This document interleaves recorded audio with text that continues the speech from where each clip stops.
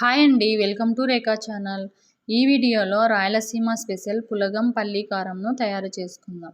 వేడి వేడి పులగం అన్నంలోకి పల్లీ కారం నెయ్యి వేసుకుని తింటే టేస్ట్ చాలా బాగుంటుంది. ఇది పెద్దలకే కాకుండా పిల్లలకు కూడా చాలా బాగా నచ్చుతుంది. చాలా ఇష్టంగా కూడా తింటారు. తప్పకుండా ట్రై చేయండి. ఇప్పుడు తయారీ విధానం చూద్దాం. ముందుగా రైస్ని, పెసరపప్పును ఒక హాఫ్ అన్ అవర్ ముందు బాగా కడిగి నానబెట్టుకోవాలి. 3 గ్లాసుల రైస్ తీసుకుంటే 1 గ్లాస్ పొట్టు పెసరపప్పు తీసుకోండి. బాగా కడుక్కొని ఇప్పుడు 1 గ్లాస్ రైస్కి 2 గ్లాసుల వాటర్ చొప్పున మనం రైస్ క్వాంటిటీని బట్టి వాటర్ తీసుకోవాలి. అలాగే రుచికి సరిపడ ఉప్పు కూడా వేసి స్టవ్ పైన పెట్టేసి హై ఫ్లేమ్లో బాగా ఉడుకు పట్టేంత వరకు ఉంచాలి. ఈ విధంగా బాగా ఉడుకుతున్నప్పుడు ఇప్పుడు మీడియం ఫ్లేమ్లో పెట్టుకొని ఇంకొద్దిగా వాటర్ దగ్గర పడేంత వరకు ఉడికించుకోవాలి. ఈ విధంగా దగ్గర పడుతున్నప్పుడు ఇప్పుడు లో ఫ్లేమ్లో పెట్టుకొని ఒకసారి బాగా కలిపి లో ఫ్లేమ్లో పెట్టుకొని ఇందులో ఉన్న వాటర్ అంతా ఎగిరిపోయేంత వరకు ఉంచాలి. అంతే, సింపుల్గా పులగంను రెడీ చేసుకోవచ్చు. తర్వాత పల్లీ కారంను తయారు చేసుకుందాం. కడాయి పెట్టుకొని ముందుగా పల్లీలను వేయించుకోవాలి. పల్లీలు వేయించుకున్న తర్వాత వాటిని చల్లార్చుకొని పొట్టు తీసుకోవాలి.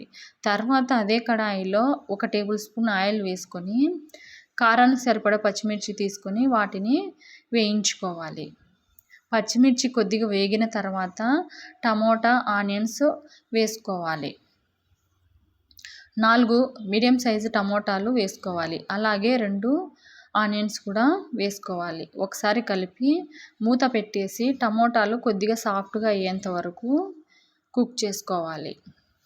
తర్వాత ఇప్పుడు చింతపండు కూడా వేయాలి. చింతపండు కూడా వేసి మరొకసారి మూత పెట్టి ఇవన్నీ ఇంకొద్దిగా మగ్గేంత వరకు ఉంచాలి. అన్నీ బాగా మగ్గిన తర్వాత వీటిని చల్లార్చుకొని మిక్సీకి గ్రైండ్ చేసుకోవాలి. మిక్సీ జార్ తీసుకొని ముందుగా పొట్టు తీసి పెట్టుకున్న పల్లీలను గ్రైండ్ చేసుకోవాలి. పల్లీలను గ్రైండ్ చేసుకున్న తర్వాత టమోటా, పచ్చిమిర్చి, చింతపండును గ్రైండ్ చేసుకోండి.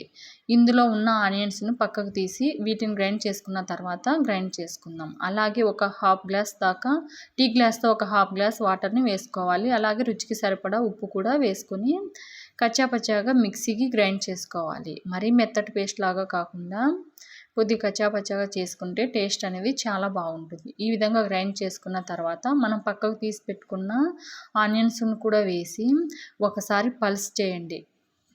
మరీ ఎక్కువసేపు గ్రైండ్ చేస్తే మనకు చట్నీలో మిక్స్ అయిపోతాయి. ఈ విధంగా ఒకసారి పల్స్ చేయడం వలన ఆనియన్స్ అనేది మనకు చట్నీలో అలాగే ఉంటాయి.